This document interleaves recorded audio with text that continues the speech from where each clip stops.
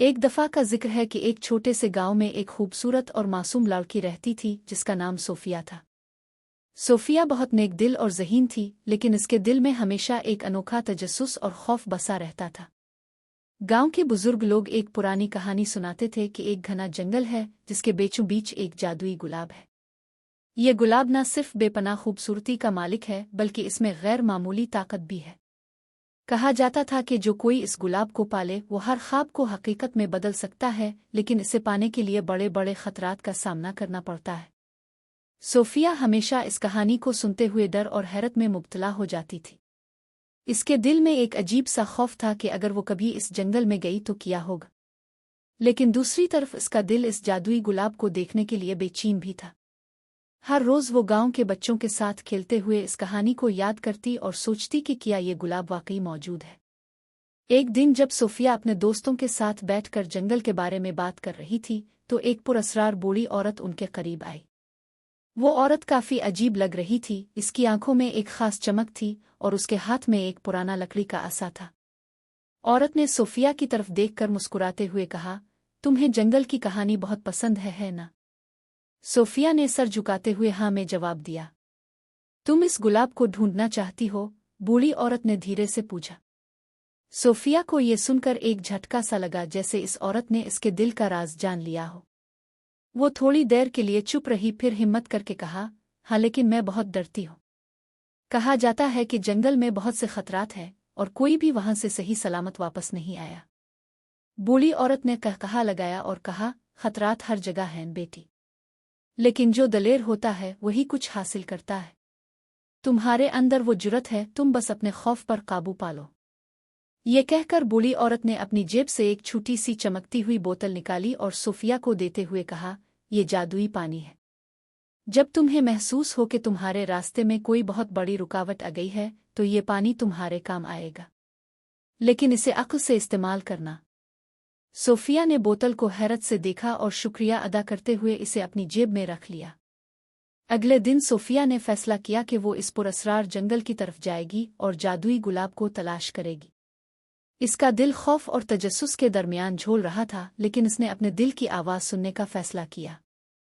जब वो जंगल की तरफ रवाना हुई तो हर कदम के साथ उसका दिल तेज धड़कने लगा।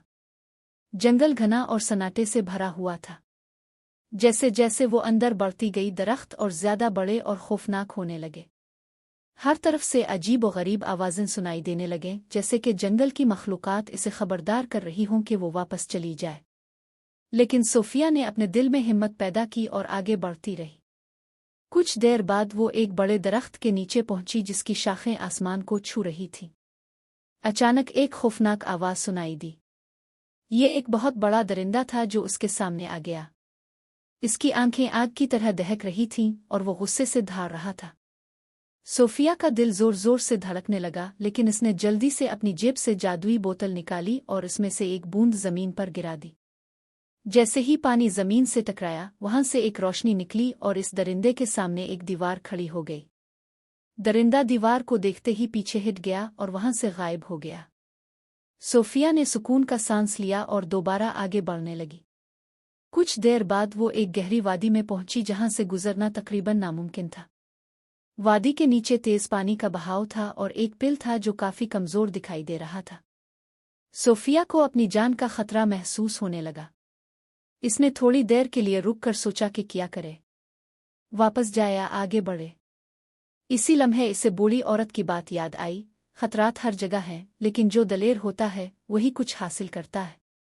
इसने पिल को पार करने का फैसला किया।